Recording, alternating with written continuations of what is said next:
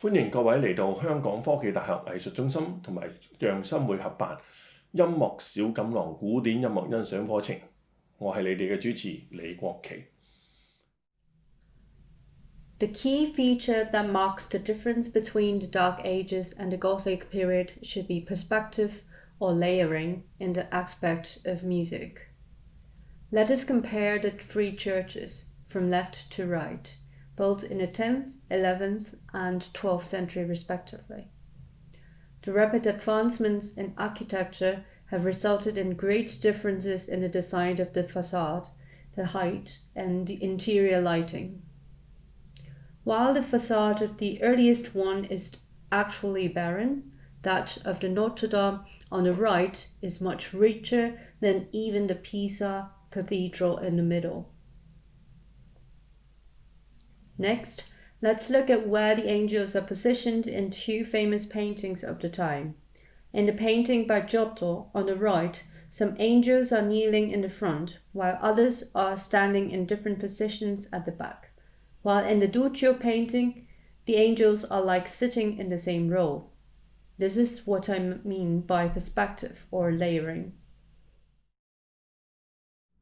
我哋從建築同埋繪畫翻到音樂呢個領域咯。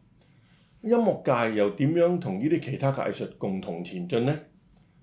希望大家仲記得喺黑暗時期嘅500年裏邊呢，教會一直都係用嗰啲無伴奏嘅單旋律聖歌嚟進行彌撒嘅。咁嚴格嚟講呢，當時呢就淨係有呢啲宗教音樂呢被記錄落嚟嘅啫。其他嘅世俗音樂呢，就算係有啊，我哋而家資料呢都係非常之皮毛嘅。咁但係世界冇可能永遠停留不變噶嘛。咁既然其他藝術都朝住更光明同埋更有深度或者層次咁嘅方向出發呢，音樂都唔會例外嘅。變嘅方法呢，就係喺舊有嘅聖歌旋律上高加入其他嘅旋律。傳說呢，呢個變化呢，就係源自一個錯誤嘅。話說有一班修士呢，喺重唱嘅時候呢，其中一個人就走音喎。咁大家就發現呢，呢個走音效果出奇咁美妙啊！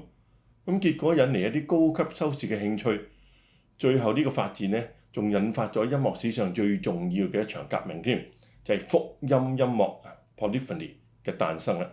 咁當然啦，呢個故事信唔信由你啦嚇。福音音樂呢，係指同時有多於一條旋律喺度進行嘅音樂。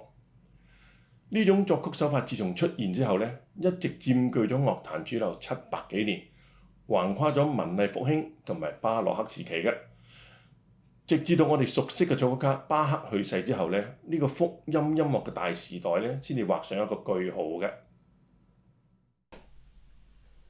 The early polyphony was a simple form, with one added melody of the same speed and rhythm below the original chant melody. These parallel organum carry much more depth than the original monophonic chants, as you'll find out from the following audio clip.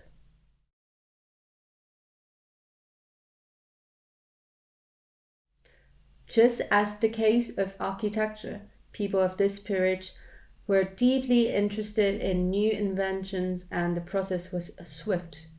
After a short while, they grew out of the parallel organum. Now, they put the original chant at the bottom, lengthen the values of the notes, sometimes to such an extent that those lines have to be played by instruments. On top of the modified original chant, a melody with much faster notes was added, further increasing the depth of the chant.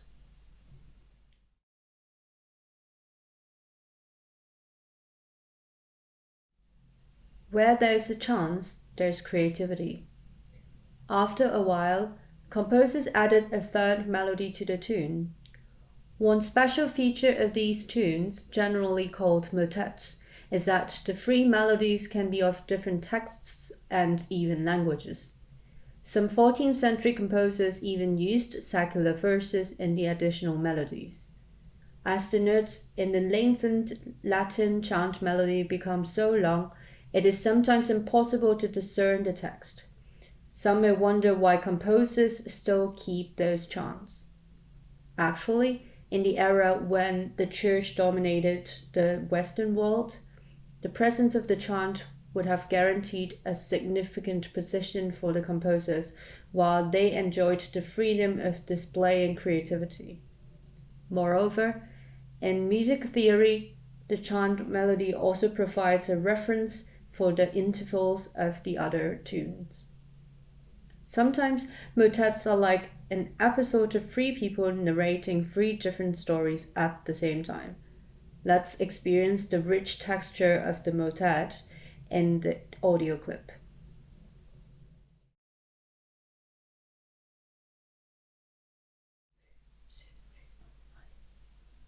It's quite challenging, isn't it? While listening to such music, we can't help but have to admire the composer's great ability in showing their creativity while observing the doctrines of the Church. One major distinction between the Gothic period and the Dark Ages lies in the record of secular music. The first reason for that should be the development of musical notation. Second, as these songs usually come with Latin lyrics, it is commonly believed that they were created by friars who traveled around the towns. Another source was the cavalries wandering the world after joining the Crusades and discovering the advanced developments in the East. When they reached a certain town, these friars and cavalries would play musical instruments, sing and recite songs and poems about what they had experienced and learned while traveling abroad. These troubadours were popular with princes and nobles as they would bring news and ideas from other places. These cavalries, generally abhorred by the spirit named chivalry, and promoted ideas like righteousness and bravery. It was their mission to help the weak and the fair sex, whom they admired but would not dare to fall in love with. Such fantasies became the source of inspiration for their lyrics, which can be demonstrated in the following song, Ce fut en mai. The song describes how the cavalry sought comfort in religion as he could not gain love.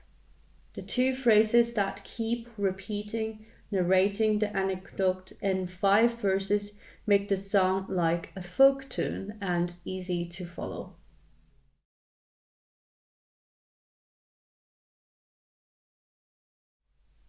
That was Ce fut en mai. I hope you have enjoyed it. The following song, Douce Dame Jolie, is written by a very popular French composer, Guillaume de Machaut, depicting the singer's secret love for a pretty lady.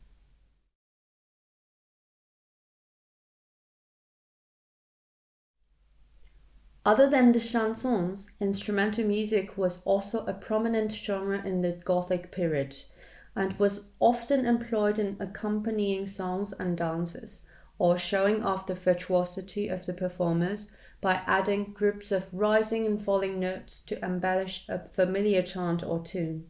The result is similar to adding lace or embroidery on a piece of white cloth.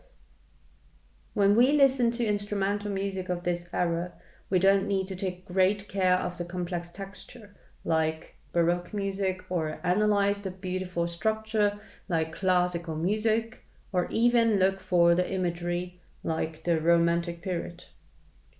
What we just need is to relax and imagine ourselves joining the royal feast and a ball organized by a prince.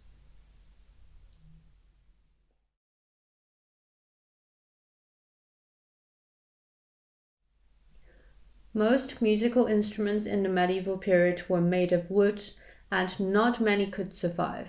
Luckily, we can see them in the sculptures and frescoes found in churches, and manufacturers could thus make replicas based on the artifacts. However, we still need to bear in mind that, however much they resemble the original versions in appearance, the sounds and manners of performance were lost forever. Early music players today could only do research on texts written in those periods and employ their own experience and imagination to realize the styles and techniques of those days. For some of the instruments, we are able to provide musical examples played by myself, and we hope you enjoy it. The organistrum is a very rare instrument. From this sculpture in the church, we can see that the instrument requires two people to perform it. The one on the left turns the handle, which is connected to a wheel that creates sounds on the strings, while the one on the right picks up different stops to control the pitches. The effect is like playing the violin with a ball of an infinite length. As the instrument is so heavy and requires two players, many people would prefer its alternative version, which can be played by one person. With the same mechanism but can be handled by one single player, the symphony easily replaced the heavy organistrum. The psaltery is a plucked instrument played with picks shaped like a feather or a flat piece, or even with the fingers, producing a clear tone similar to that of the harp. Some people suggest that this violin-like fiddle, which were widely used in the Middle Ages to accompany dances, is actually the forebear of the violin. The rebec comes in different sizes, each having a range of about 1.5 octaves. Players usually place the larger instruments between their legs, while the smaller ones can also be placed on their arm, according to the preference of the player. The double recorder is a very interesting instrument, which enables the player to play two pipes at the same time. Some virtuoso players can even play two different tunes simultaneously. The lovely angels in Western religious paintings are often seen playing the trumpet. These early trumpets usually bear a very simple design, with the long straight tube. Others may have a hoop-shaped tube, like that of a bugle.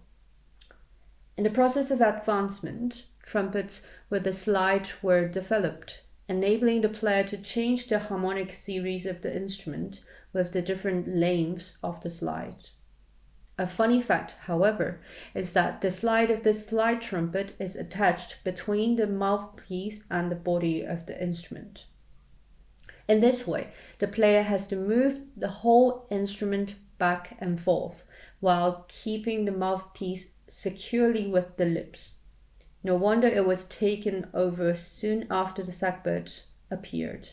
If mishandled, it might even knock off the front teeth of the player.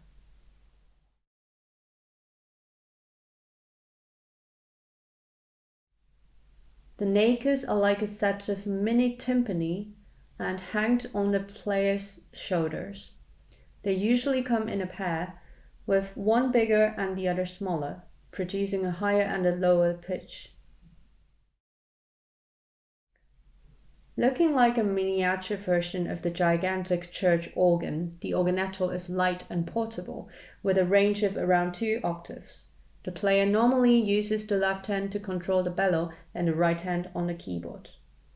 In the 14th century Italy, a blind organetto player captured the attention of the audience by his improvisation techniques. That was the famous Francesco Landini.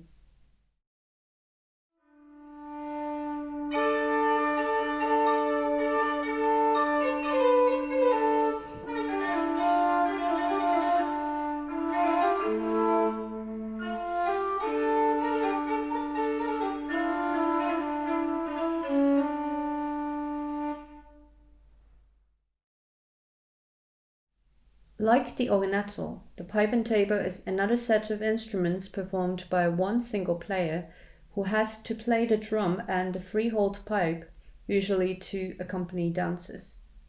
Although it looks simple, the pair requires very high techniques and coordination and can perform very complex pieces.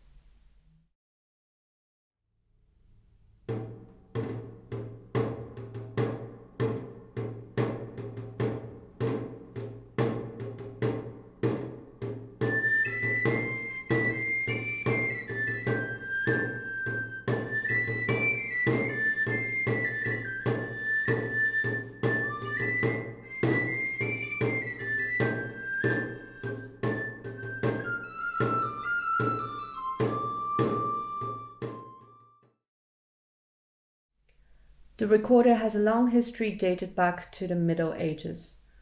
On the 14th and 15th century church frescoes, we can often find angels playing this instrument.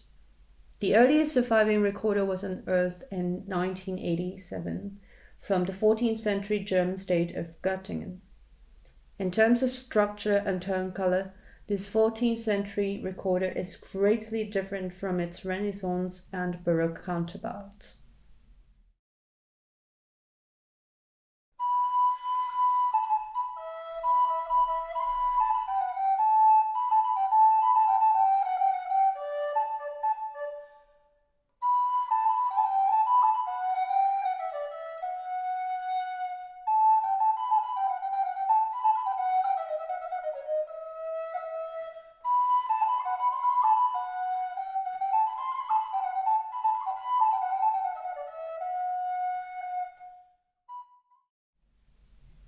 Please visit the Latiste website for more information about these early instruments. 好啦，聽完兩輯足足橫跨咗1000年嘅中世紀之後呢，希望大家對呢個我哋非常之少接觸嘅年代會有啲初步認識呢。咁我相信喺建築上面一定會有少少嘅，係咪？咁但係音樂呢，我都係上一輯完結嘅時候講一句，冇太大嘅期望。原因始終都係呢個時期嘅音樂呢，年代太久遠啦。尤其對我哋亞洲人嚟講呢，文化同埋宗教意識同歐洲人始終都係有一大段距離嘅，好難要大家用佢哋嘅心態嚟喜歡呢個時期啊！我哋即係會覺得幾單調嘅音樂咁。但係只要大家唔抗拒，肯去聽多啲，我已經心滿意足㗎啦。下一輯我哋會進入文藝復興啦，放心咯噃，大家唔會再對嗰個時候嘅藝術感到陌生嘅。拜拜。